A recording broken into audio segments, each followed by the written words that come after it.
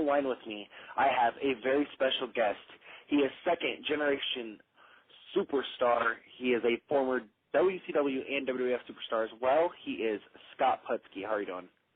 What's going on, JT? Not too much, man. We got a lot of great questions lined up for you, so if you don't mind, let's go ahead and get started. Go ahead, shoot, brother. Of course, we got the general one. The first one is, growing up, were you a wrestling fan? And if so, who are some of your favorites? I wouldn't really call myself growing up a wrestling fan. I kind of grew up in the business, so it was kind of like, your dad goes to work, I didn't really look at it as wrestling, the sport. It was mostly my dad and the guys that he hung around were his friends. I mean, and, like Superstar Billy Graham, Bruiser Brody, Wahoo McDaniel, in Texas, Tully Blanchard. His father is actually the one, Joe Blanchard, the one that got dad in the business.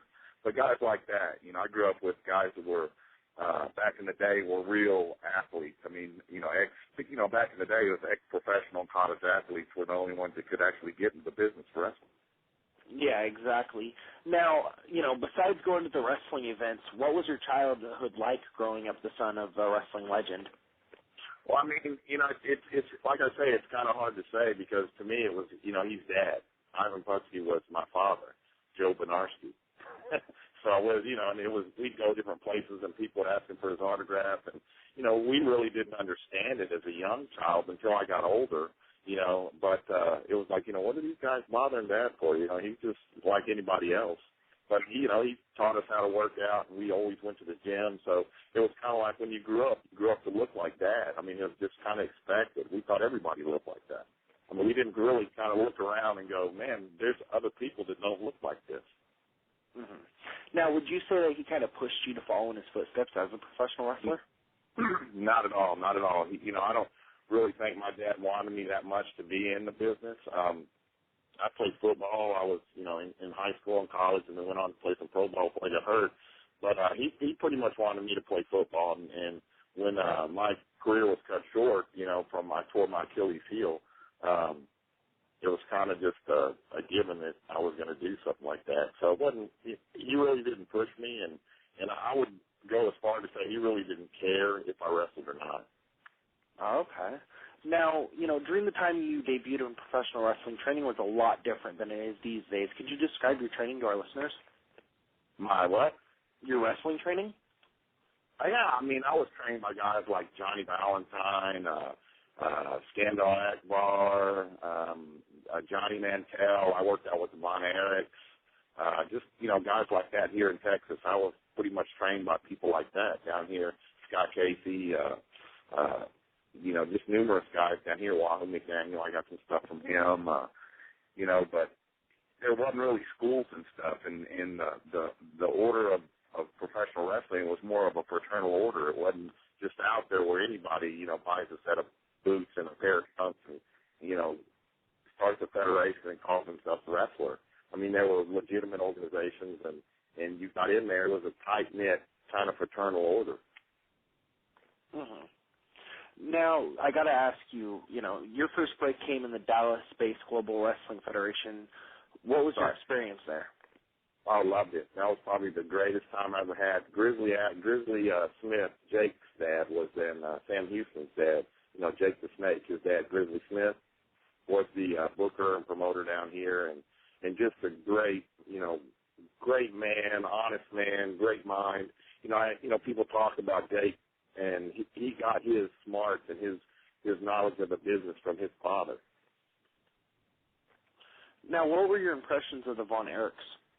I loved them. I grew up around those guys. Kerry and Kevin, I was real close with Kerry and Kevin.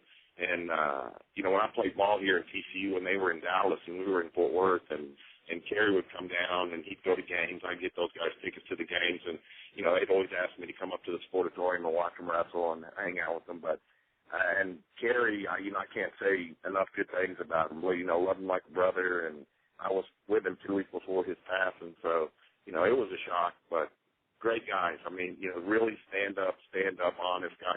Typical Texans, brother. Do you have any memories of the recently deceased Scandal Akbar? Oh, Skandar, he helped me get my start down here in Dallas.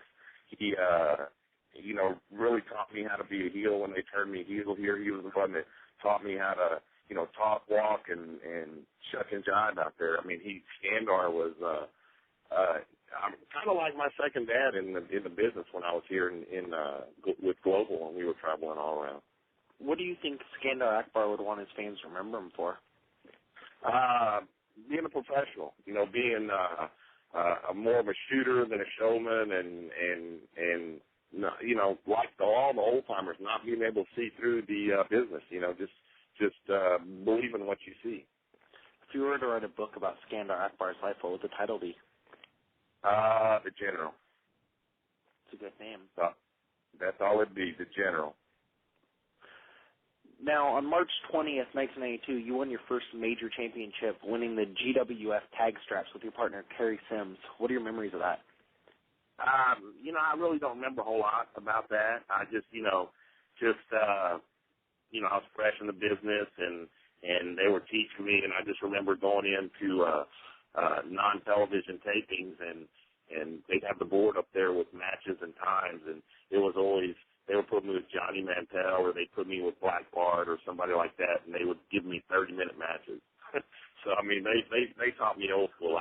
Everybody else would have 5, 10, 11-minute matches, and then there's my name, Scott Putski, 30 minutes. And it just, I had to go. I mean, and that's kind of how they taught you back then. Mm-hmm. Now, you actually, you've been bringing up Johnny Mantell. You defeated him in a tournament finals to win Global's top prize, the North American Heavyweight Championship. What are your memories of that? That was. I remember that night well. I was at the Sportatorium, and the place was packed, and like anybody, any new rookie in there, I had butterflies, and when I came in and knew what was going to happen and go down, I was ecstatic. But I mean, back then it was still a battle. I mean, it's more a shooting style than it is now. But I just remember Johnny being very gracious and helping me along and teaching me and showing me. And, I wasn't the greatest worker back then, but he brought me along and showed me what to do, and he passed the torch when the time was right. Oh, okay. Now, during the time that you left Global, you were one of the top stars. What were the circumstances behind you leaving? I just was actually talking to Vince, and we were trying to work something out there, and I started going to Mexico and working in Japan for war for Tenaru and stuff, and I just, they didn't really want me going on the road or going anywhere else, and, I had pretty much reached the point of what I was going to learn there, and I wanted to go to Japan, and I wanted to learn the Japanese style, and I wanted to go to Mexico and learn the Mexican style, and, they were pretty much against it. They had at that time fired Grizzly Smith, so, my loyalty was really to Grizz and Skandar there, but Grizz wasn't booking, so, there was no loyalty for me there anymore, so I just went and did what I thought was best for me. Now, of course, you did get to wrestle in Mexico and Japan. What are your memories of wrestling there, and did you like those styles more or less than the American style? I really didn't. I mean, I can't say I didn't care for the Mexican style because I still wrestled the American-Japanese style in Mexico when I wrestled. But it was confusing. I don't know if you ever watched the Lucha Libre stuff, but it's pretty, we used to laugh about it and call it, it's just like Keystone Cops. I mean, it's just boom, boom, boom, boom, boom. There's really no method to the madness. It's just high spots, and there were no tags and 6-man tags. You get knocked out, you roll out, another guy comes in, and you kind of had to learn the rotation with that. It wasn't like the American style where you just tag. Japanese style I absolutely loved. I remember coming back from Japan and for the first time and going back and working here in the States, and it was just like I was working so fast, you had to slow down. And up there, that's pure wrestling up there in Japan. To me, and, the Japanese style, that is the true style of wrestling, and I think that's the style of what needs to be brought back here to the States. Yeah, I love the style of Purosa, honestly. It's one of my favorite styles of wrestling. I mean, I loved it. Now, if I would have loved to stay, I really hated the travel up there, and, you can't work out up there, and you can't really eat right and stuff. I mean, you can, but it's really hard, and it's really expensive, and that's one reason, my father never went to Japan. Inoki and Baba used to just offer him tons of cash, but he would never go to Japan. He never went to Japan. Never ever did my father go to Japan because he couldn't work out and he couldn't eat right. But it was true, and I never understood it till I went, and it was just like, the gyms aren't like here. I mean, we have all these health clubs that are a dime a dozen. Every 2 blocks you have these enormous gyms to work out at, and there was just, we pretty much trained in holes in the wall. And when I was up there, I was lucky enough to be with Backlund and Terry Warlord, and I was up there with Don Morocco and those guys. So, they kind of showed me around and helped me out. Mm-hmm. Ultimate Dragon was up there with us. Oh, wow.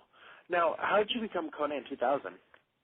They gave it to me that in some, I can't even remember the organization up there. They started calling me that up there in Mexico, and I had the mask, and I ended up fighting that boxer, Ruben Puas Olivares, and we went around Mexico and did that boxer versus wrestling, which was actually pretty cool. Ruben was a great guy. Little bitty guy, but a great guy. Good draw down there, I take it, for that kind of... Yeah. I mean, they'd wrestle in those big bullfighting arenas, and they'd sell them out. Those outdoor arenas. Neil Moskowitz I worked with, and Yebless, all those guys. Nice. Now, in 1997, you began working with the WWF. How'd that become? Just got in contact with me, and through my dad and through me, and I loved it, man. That was I look back now at my career, why it was cut so short. When I tore my quad at the pay-per-view, and I ended up. I was real good friends with Dallas Page and Terry Taylor and those guys, and Dallas was like, hey, man, why don't you come to WCW? They were buying everybody. We had these great contracts and never had to work, and, looking back, that was the biggest mistake of my life. I can honestly say that was the biggest mistake of my life. So you think staying with WWF would have been a lot better? Yeah, I should have stayed with WWF. No, I mean, hands down. I got kind of caught up in the shuffle, and they weren't giving young guys a push for WCW, and that's kind of one of the reasons why they folded. I mean, I don't see how you have Ted Turner money and you fold, but yeah, that was just stupid. At the time I had just gotten married and I had a little boy, and the money. I pretty much like a dumbass took the money and ran. Yeah. Now, during your time there, I'm sure you got to see, and be around Vince McMahon. What were your thoughts on him?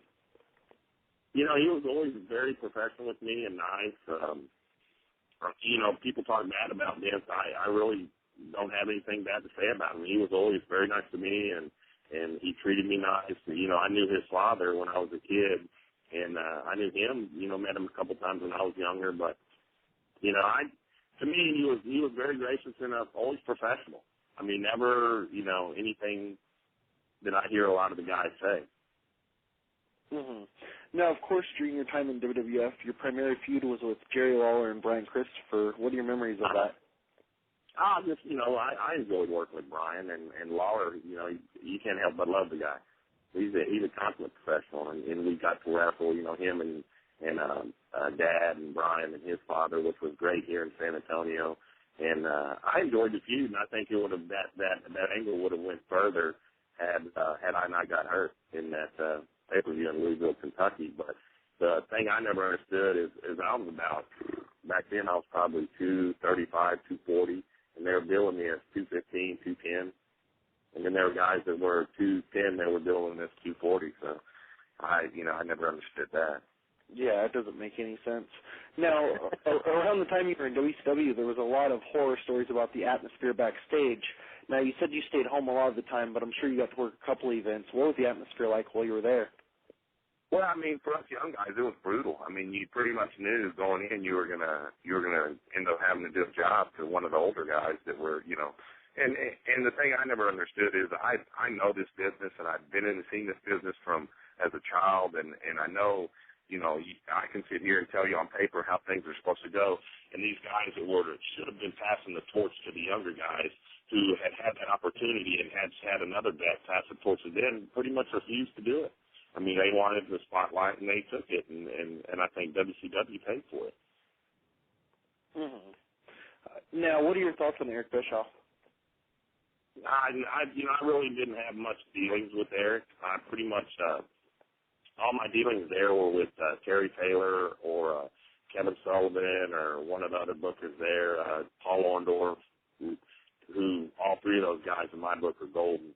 You know, and Paul and Terry are first class. You know, even Kevin Sullivan. You know, all of those guys are 8 and 1 in my book. I love Paul to death, and he taught me a lot when I was there. You know, just talking to me and telling me different things. But like I said, I never really dealt with Eric. I didn't see him much. I didn't, you know, it was pretty much passing would be high, and that would be about it. Oh, okay. Now, given the opportunity again, who would you rather work for? You know, of course, the WCW style company or WWF style? Without a doubt, WWF. Like I said, I mean, that was I've made a lot of mistakes in my life, as we all have, but I can honestly say that was my biggest mistake, was leaving WWF. Mm-hmm. Now, have you checked out TNA's product at all?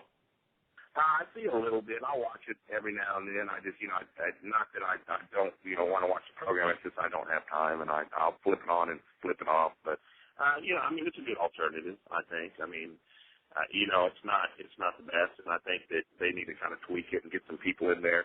And I think now with people like Tommy Dreamer, you know, I don't know if he has anything with the book or anything, but I think he would be a good mind to use, you know, if he is Dixie Carter's wife.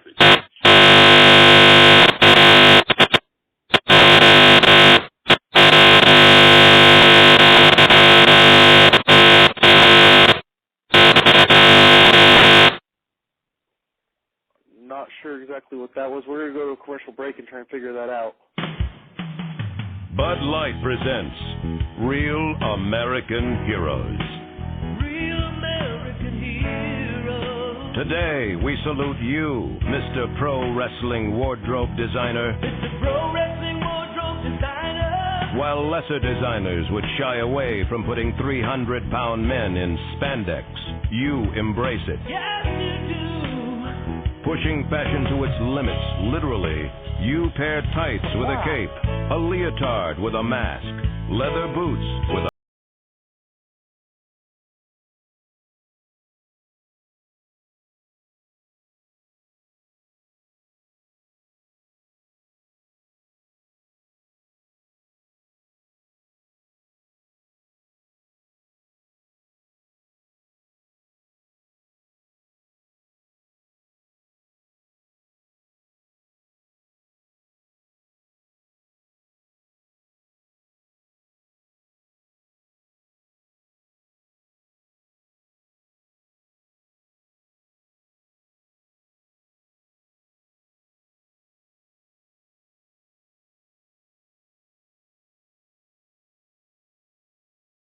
We're back on False Count Radio, and of course I am joined once again by Scott Putski. Sorry about that. No problem, brother. Now, you retired in 2003. What have you been doing since then, man? Well, we started doing some wrestling here in Texas. We started doing some stuff with PCW and stuff, and I was doing some independence using the Cowboys from Hell gimmick. Actually, we had licensing rights from Daryl and, you know, God rest his soul, and Vinnie Paul to use the name and the music and everything. So I still do some independence here, you know, in different places with using the Cowboys from Hell moniker and the tag team with Cedric Crane. He's out of Louisiana. But I own a big construction company here in the Dallas-Fort Worth, Texas area, you know, with my brother, and we do a lot of high-end construction, and me and some buddies are looking in opening a motorcycle bar tattoo business. So that's kind of on the horizon, what we're fixing to do. Wow, that sounds like a very interesting venture. You'll have to keep me up to date on that. It'll be pretty wild. Yeah, it'll be pretty wild, man. It's some ideas we've been shooting around for a while, and we're fixing to go full bore into that. But, you know, I'll always keep the construction business because that's kind of my bread and butter.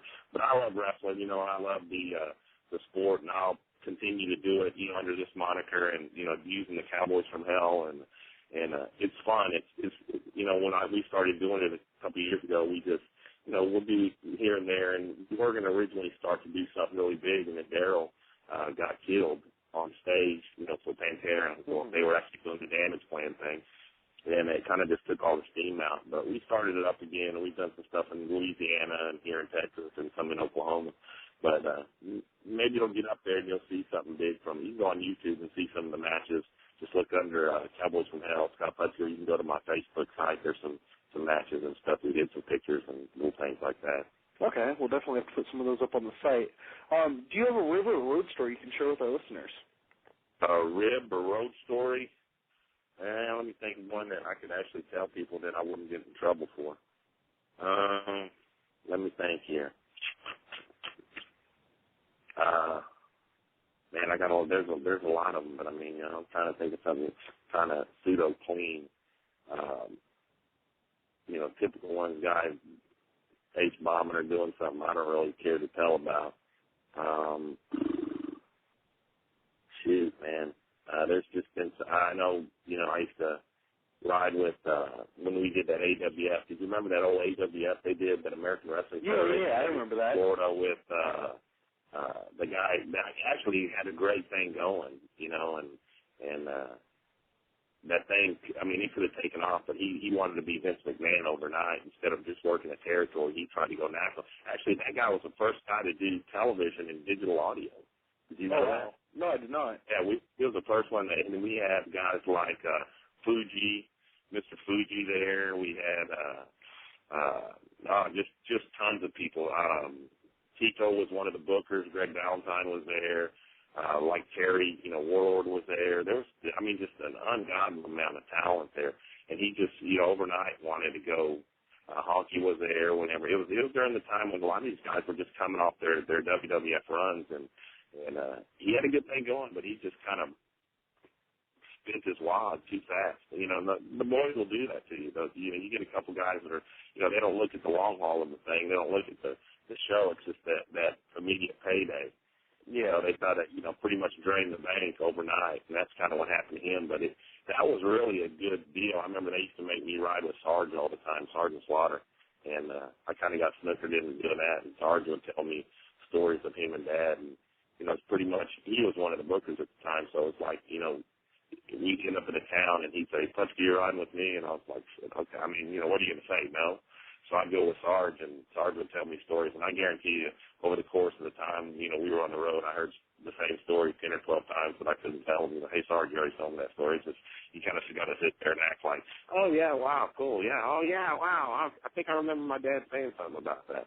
But, just good guys, and, you hear a lot of war stories about people, in this business, and a lot of the older guys, and, the drugs that went on there, and, it was a different time, and I'd like to say God bless to, Luna's family, because what a first-class woman she was, what a great asset to the business, and what a nice, genuinely nice person Luna was, Bashawn. And, my heart goes out to her family, as does, all the other guys in the past. But, it's just a different era, in the business now as opposed to back then. And I see it, and I'm around it. I've kind of been around and seen enough to where, see this business evolve from business of reality to more of showmanship. And in my personal opinion, this business, it's like our clothing and stuff like that. It's got to evolve back to the 70s, and early 80s, where it's a mixture of showmanship, but it's still, the reality's got to come back there. You've got to give the fans that bit of mystique where, are these guys really pissed off at each other? And that's kind of what me and Cedric do with this Cowboys from Hell gimmick. It's more of a shoot style. It's a tough Japanese but showy style. And, of course, it's a gimmick, so we use our gimmick, but we still use a shoot style. We tell people, we tell promoters, if you can see through anything we do, you don't even got to pay us, man. If you can see through my punch, my kick, or anything I do, you don't even pay me. It's not, I don't even want to be paid if someone can see through. I throw a punch and it's 100 miles away and someone takes a bump. It's going to be there. You're going to, and I work with guys and say you're going to feel it. You're not going to get hurt by no means, but you're definitely going to feel what's going on out there. And you have to do that. And I think wrestling has evolved since this mad inflection of MMA, UFC style fighting, and I love that stuff, man. That's kind of what the business was back in the day. Was that UFC, MMA, tough guy kind of mentality and working ethic. Wasn't the flips and the hurricane radas and moonsaults and stuff like that. It's the holds, the kicks, the punches, you know, the takedown moves, you know, stuff that can really happen out there. And I tell people, you know, because they always laugh at me and they go, well, you're a UFC and an MMA mark, and I am. I love to watch it. It's just like we were talking earlier. You know, I like that bully beatdown on MTV too. It's just phenomenal. What a great concept. What a funny show. You know, it's comedy. It's serious, but when it comes time to the fighting part, it's believable. It's real. Correct? Yeah, no, I completely agree with you on that. Right. Now, I mean, and that's go ahead. Oh, I was just going to say, now, Vince McMahon has said in the past that he doesn't fear MMA. My personal opinion is he should fear MMA because it's the future of wrestling. What do you think? And that's exactly what I'm saying. Unless we evolve back, you know, and the thing is, and I tell everybody, all my friends and everybody that I talk to, I say, I'll continue to watch MMA, and anytime an MMA, UFC, any type of that style fight is on, Thai boxing, I love to watch, you know, Thai boxing from Thailand. I'll watch it. But the day they crawl up on that octagon and do a moonsault, I'm turning that shit off. I'm turning it off. And it's getting to be that showy type thing. You know, they brought the glitz and glamour into it, which is fine. But when they you know, get away from that reality and that brutalism of what it is. I mean, that's wrestling is a brutal sport. It should be treated as a brutal sport and presented as a brutal sport. You know, I mean, if you want to watch entertainment, you know, go to the circus. I mean, go to the circus. Let's bring wrestling back to its roots and, you know, its true roots of man on man, you know, full combat. Yeah, you know, I would agree. I mean, it's almost like they're making fun of the sport. I mean, it's almost, you know, you get out there and I get appalled sometimes by some of the things these guys do. It's insulting to me, and it's insulting to my father and people that, you know, drove hundreds and thousands of miles and didn't have the first class ticket and didn't do this, you know, in the beginning, that now these guys are so spoiled that they don't, you know, it's almost like a joke. It'd be like, you know, football players coming out without the pads on and just kind of just wrapping up and, you know, powder puffing it down. It's just not. You know, football's evolved. It's a more brutal sport than it was in the 60s and 70s. You know, baseball, you know, guys are bigger, stronger, faster. You know, basketball the same. Wrestling's kind of taking a step backwards. I would agree with you. Now, I just got one last question for you, and that's, what does the future hold for Scott Putski?